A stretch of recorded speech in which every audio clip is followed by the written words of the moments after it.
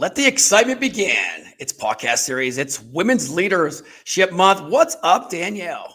Hi. Hey, Richard. How you doing? Good. And first off, I just got to say to everybody out there, Women History Month, for all the women in the staffing and recruiting industry, big shout out. I mean, that's what this series is all about, especially yourself. You're a rock star. You know that. Thank you. Thank you. Happy to be here. It is. And this is your first live podcast, right? Yes, it is. Woo! First one, and the shark gets it. The catch of the day. So we're just going to deep dive in it. I mean, everybody knows who you are. You know, we don't need to go to the backstory, but we're going to dive into the beginning because this is such a story that I got to tell you that, when we were off stage talking about last week, that is so amazing. So just take me through the beginning of you being a nurse and how do you come out to this co-ownership and CEO of a company? Yeah. So it's about 10 years ago, actually, our 10-year anniversary, or the anniversary of us starting this company, was last Thursday. It was my 30th birthday, and Diego and I were out there at a bar, like how any big story starts, basically. So we're sitting there, we're enjoying some lamb, having a few drinks, and we were talking about what we wanted to do with the rest of our lives.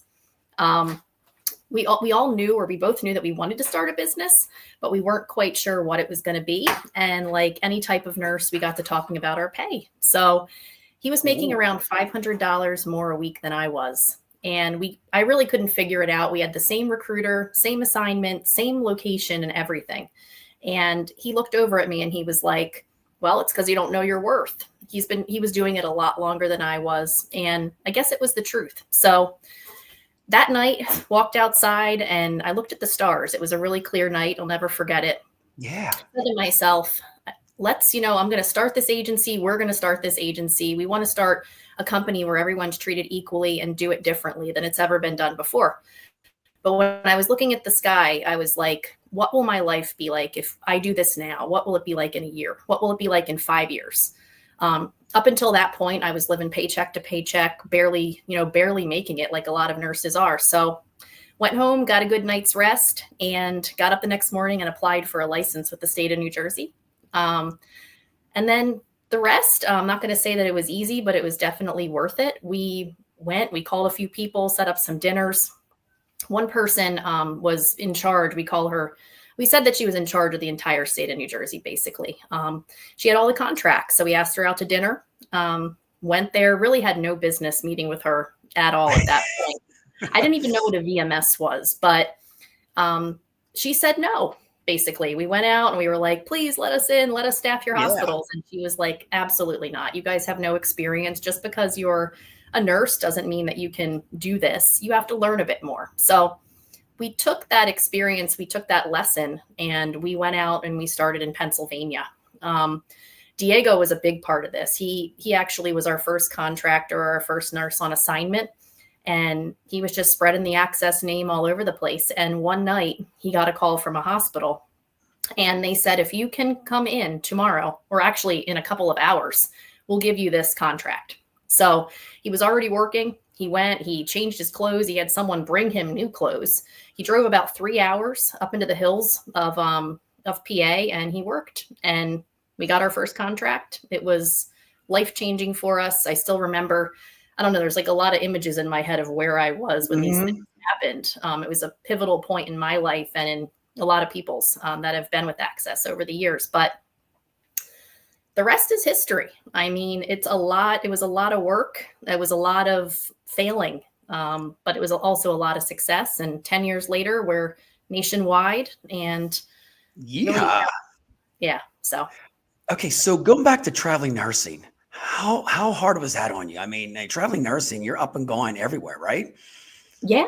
Basically, I was working as a staff nurse for many years, like many people before they started traveling. And I wasn't, like, just the beginning of the story is I didn't really feel confident that I could do it. But when Diego came into the hospital, him and a bunch of other travelers, I was like, who are these people? Like, I never even knew that it existed. Yeah. So it was cool to see them just pick up the job and be able to do it without much training, just because that's what they did. They traveled around and they filled in the gaps of the hospitals. So it was interesting for me. I did it because I loved learning. where I was in a small hospital in Trenton, New Jersey. We didn't have a lot of technology at that point. And I knew that I had to learn more, and I knew that I had to leave that location if I wanted to do it. So I started traveling around Jersey. I went to Morristown Medical, Hunterdon, up north, St. Michael's, like a whole bunch of different places. But I met a lot of good people and I learned so much. So that's what I would say to travel nurses or people thinking about it, is that you can do it for many reasons other than money. I love that. Okay, so this is the part where I get to you. So you've been a traveling nurse. You and Diego sitting there having drinks, and we all have dreams when we're drinking, right? Is that like the wildest thing? Yep. Like wine? Some of my best thoughts are over alcohol. I have to say that all the time. But yep. So you're sitting there, and it just popped in your head. Both of you at the same time was like, okay, it's time for us to do a change. We just, we felt it. I think Diego is the guy that gets out there and talks to everybody. His dream was that he wanted to start a travel company for nurses where he took them on vacations and had a good time and did all of this stuff. And I think he actually tried it for a while. Me, I wanted to take people who are at the end of their lives and escort them to their dream locations and stuff. And I actually had applied for that license and didn't go anywhere with it. And he tried his idea. And then we were just sitting there thinking, like, two people that really wanted to make a difference. We wanted to make people happier. We wanted to make an impact. And then we were like, why don't we do this? Why don't we try to do it better? We know that there were many, many ways, many things that were wrong with what was going on in the staffing industry at the moment, and many ways that we could contribute positively to it. And that's amazing. So after the drinks, you guys are like, okay, so how long did it take you after that? Like, you're sitting there and you're saying, I'm going to have this idea, to actually starting the LLC and getting rolling. Next morning. I got up. Ooh, and that's quick. That's it. We had to do it. I applied for it. And I don't think Diego didn't really believe me. He really didn't think that it was going to happen. He didn't believe me for a few years, even as we were continuing along. But by that July, we had dinner with a big stakeholder in the industry. I didn't even have what they call like a pool license in my hand yet. So you need a state license and then an additional license in order to function in the state. It didn't even have it, but we just were so passionate about it. We knew that we could do it, and we were spreading the word everywhere, even without having a single contract in our hand. Okay, so what's the feeling? You're jumping this LLC. I mean, come on, Danielle, tell me. I mean, anxiety, everything going like, this is not going to fail. I'm not going back to just the regular travel nurse. This is going to happen. Give me the inside scoop, because people need to know this stuff. I mean, this is not just happens overnight. I mean, there's got to be a little bit of fear. There is. Totally. There's totally a lot of fear. But I remember just in that point in my life, and as well as Diego's, we were both reading a book called The Secret. And it has a lot to do with, by the way. It's incredible. Changed my life. Just manifesting your dreams. It's totally possible, because everything that exists in this world was once an idea. So at that point, we just decided we were going to invent it. We were going to do it. We were scared. We had not a single clue what we were doing. But in that momentum, it was just incredible. And I feel like we still carry that same momentum today. We still have that same passion, and we still believe that no matter what, we are going to make it. We are making it. We're going to be the most successful company that the industry has ever seen. I love it. Okay, so you get your first client. You're probably all excited. You're getting this first contract. You know how it is when you get your first contract. You're jumping up and down like, the money's coming. The money's coming. So take me through that first contract and how you got your first contract worker. It was incredible. So I remember we celebrated. We went out to a place called Sangria's, got a whole bunch of sangria and had a really good time. We were so excited. We started advertising. We knew a lot of people. Diego knew basically every nurse in New Jersey, and we had a lot of people that were backing us. So we started staffing. We were basically staffing at St. Francis Medical Center in Trenton. So everyone that we knew, we just were like, hey, we've got the contract. We can pay more. I think at that point we had started to get benefits. So we had really good health insurance. We were just trying to build our little empire bit by bit with the little amount that we had started from. And then it just started ricocheting from there. People heard about us. Other hospitals heard about us, other vendors. We started meeting people, making relationships, ended up with a few other MSPs, and just we started with one, and now we're up to like 30.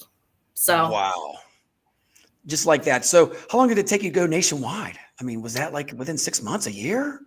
no, it takes time. So the one thing that people don't know is that we didn't get paid for about 4 years, at least Diego and I. I did this for free. He did it for free. You got to be And kidding me. 4 no, I'm years. serious. 4 years. We just, Wow. it wasn't there. And we knew that we had to reinvest the money back into the company. So Smart move. we kept reinvesting, and there really wasn't anything for us to take. It was a very slow takeoff. It doesn't really happen overnight. So yeah, but it was absolutely incredible. Wow. So, okay. So, and then the employees come on. When did you hire your first like internal employee? Probably about 2 years in, we hired our first internal employee. We needed somebody to manage our finances. So I remember I had our invoices sitting in a filing cabinet inside of my living room. And I didn't have enough room in my living room at the time to have a coffee table. So the filing cabinet was the coffee table. And I would pull it out and I had this little file. And it was either like Diego was working or I was working at one time. And we would do this over the phone, or we just reconcile everything.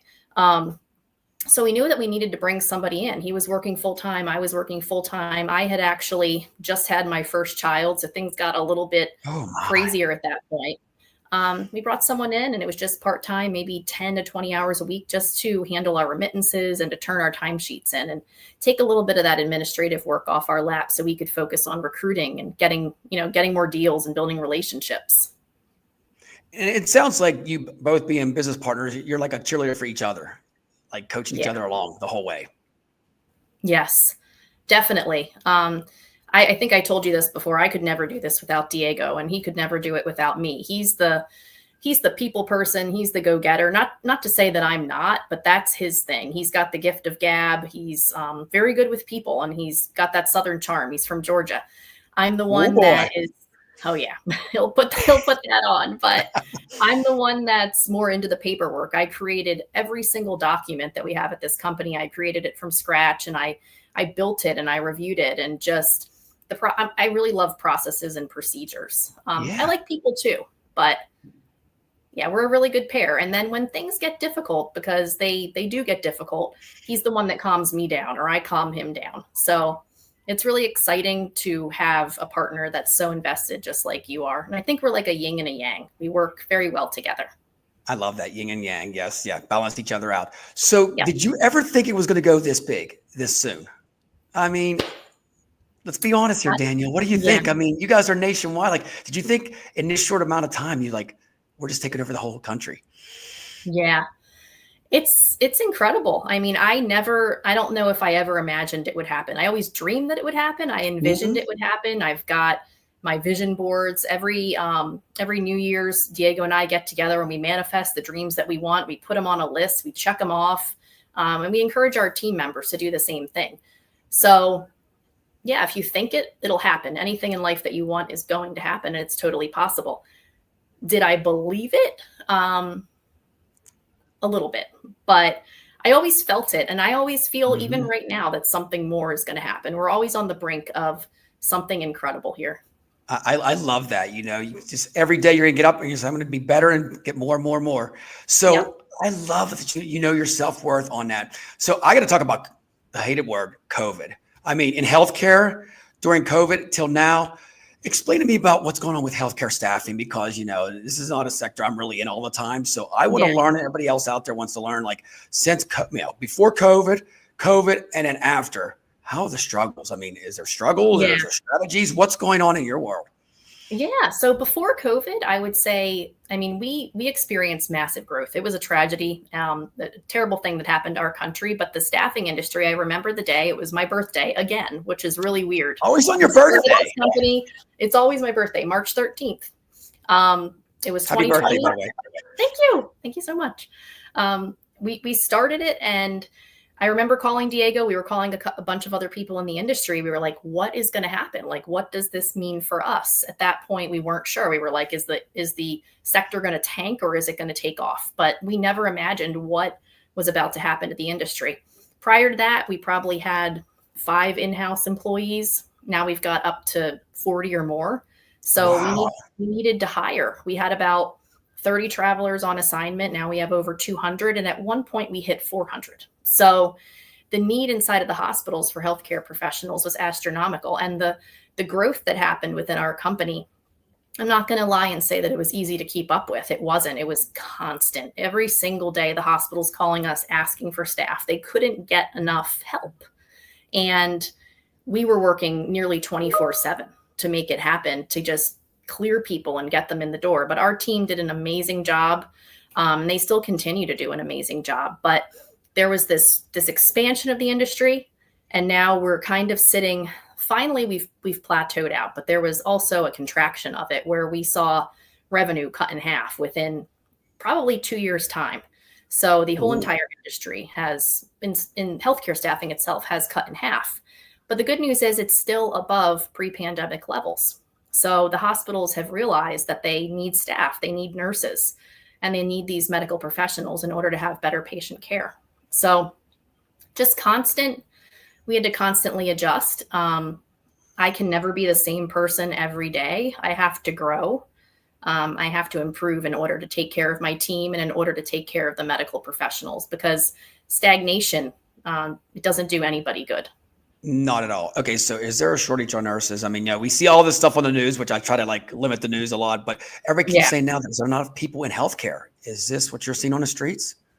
There's never enough. There is still a massive shortage. I mean, even right now, we have up to 10,000 jobs open at any given time. And that's just us dealing with the MSPs. The shortage is hundreds of thousands of nurses that we're missing right now.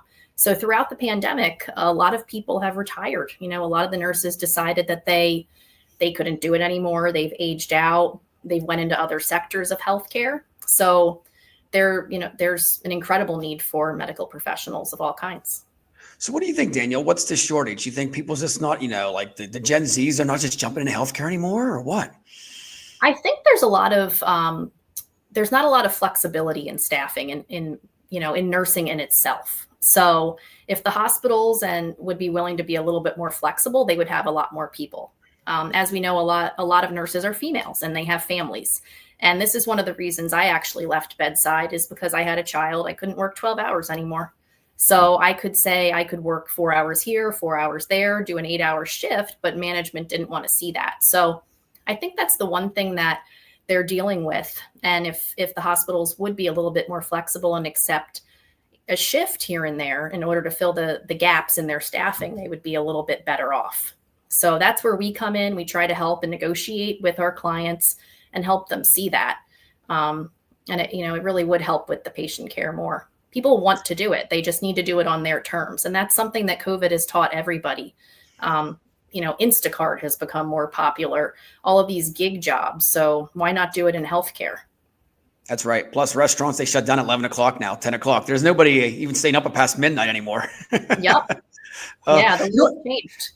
One thing I love and I want to talk about is because both you and Diego, you come from that nursing background. Like there's a lot of people in staffing that's never done it. You've done the other side, which I love. Yep. I mean, how much does that play into your industry and your company to be successful? Because when you talk to a nurse or you train your internal staff, they know what the nurse is going to go through. Yep. Yeah. No, it's really big, and especially on the part of empathizing with them. So a lot of companies are owned by corporations or big CEOs that have never been there and done it. I love to talk to our medical professionals and our nurses and just explain that I've been there, I've done it. The same with Diego. We know how to deal with these issues when they arise. The politics that you're dealing with inside of the hospitals, or if we receive, different complaints, we know how to evaluate it and look at it with our clinical mind and also our business mind and help the traveler to navigate through it. And sometimes it's a situation that's just not good for them. So we'll say, listen, we need to get out. We can cancel.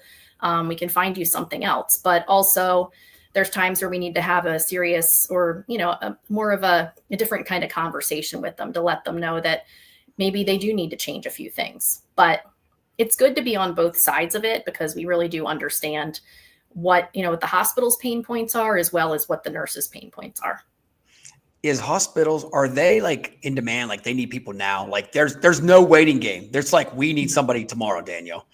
They do. They really do. They need people. It's an ever ever evolving problem that we're seeing here. And we're very thankful for our partnerships with them. And I feel like we're doing a really good job staffing and giving them the candidates that they need. So we vet them really well. We can get them credentialed in less than a week. So yeah, it's definitely something that's not going away anytime soon. I love that. Okay. So one part that, I got silver in my hair because of this is funding. You know that. In the beginning, we all try to self-fund ourselves in a staffing firm. Mm-hmm. And we got to throw a plug out to Advanced Partners here for sponsoring this and everything like that. So how did you find Advanced Partners? I'm curious. Yeah. So it's kind of a long story. So my mom was in staffing back in the day. Okay. And actually she used to have me come into her office and just kind of pretend play with her and interview and stuff like that. But I always remembered Advanced Partners. I always heard their name around the office and stuff like that. So when it came time for us to need some money, we did the absolute best that we could for, I think we made it. Is that a meow? That's a meow. That's my cat trying to make his way up here. I'm sorry. Bring the cat up. Come on, Danny. You can bring the cat up. We're live. I know. I'm trying to keep him away. That's okay. Yeah, we made it about a year without them.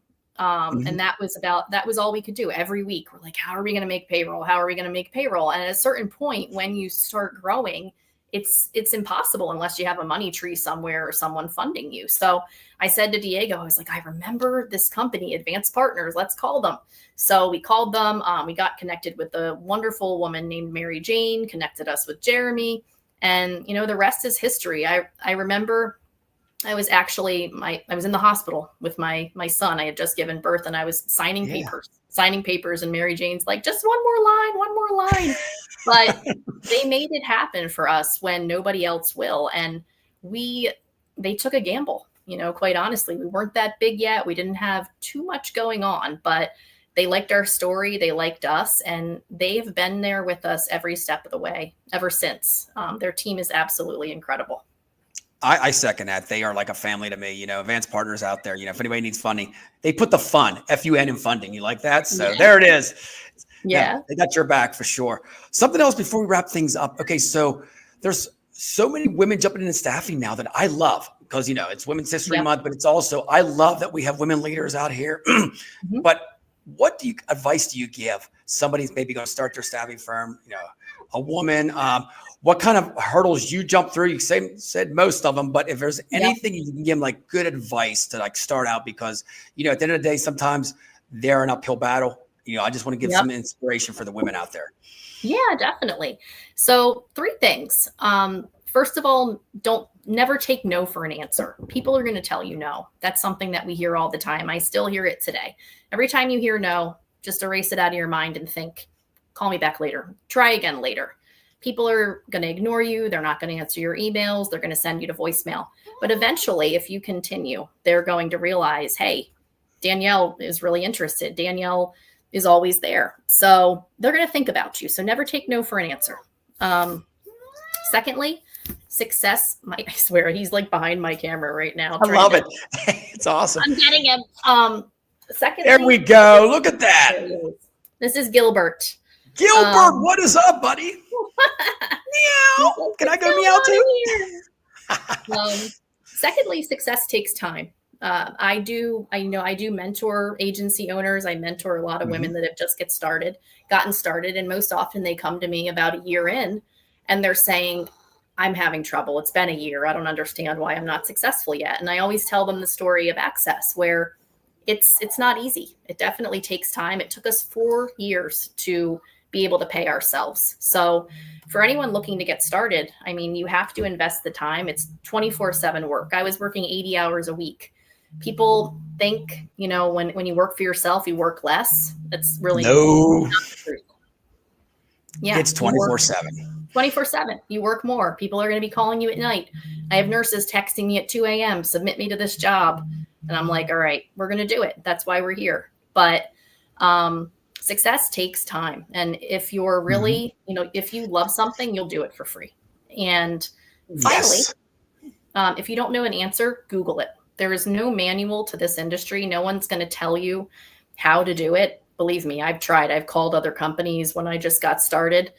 They're not going to tell you how to do things. So literally everything we've done, we've Googled. And to this day, I use Copilot. I'm like, how do we do this? How do we, you figure it out. But along the way, you do find some really good connections with other business owners. And we've got a lot of, a really good circle of people that we can lean on now, but they weren't always there in the beginning. So true. So true. And you know what? I got to tell you straight up, isn't staffing like an addiction? Once you get in this industry, it's like you eat and sleep at 24/7. It's a lifestyle. It's incredible. We love it. I mean, I love it. My recruiters love it. It's just, it's like this high that you get on. You get a deal, you just want another one. It's incredible, and it's ever changing. I'm just so excited to see where it's going to go in the next 5 years. Okay, when you get a contract, so I'm just gonna throw it out there. When I get a contract, I jump up and down and do like a dance and everything like that. Do you do anything like out of the ordinary when you get a contract? I mean, it's still the high is there. Yeah, we have, so we're really active on Teams. So we have this little group chat. It's called the Access Team, and we send out our offers, and the whole team celebrates and sends out these little memes and GIFs and everything. So we really celebrate each other. And we've got an incredible credentialing team. We get the recruiter together with the credentialer and the candidate, and we celebrate. And we make it a big deal because it is a big deal. It's a big deal for the candidate, and it's a really big deal for the hospital getting someone so incredible to take care of their patients. So exactly. And I got to give you a shout out. Some of these staff and people, check it out here. You ready? We got some shout outs here. Look at this. Aw, Melissa Bird. There's more to come. Come on. They're lining up here. Look at this. Awesome. I love my team. They are the best. Look at this. We got to give them all a little shout out here.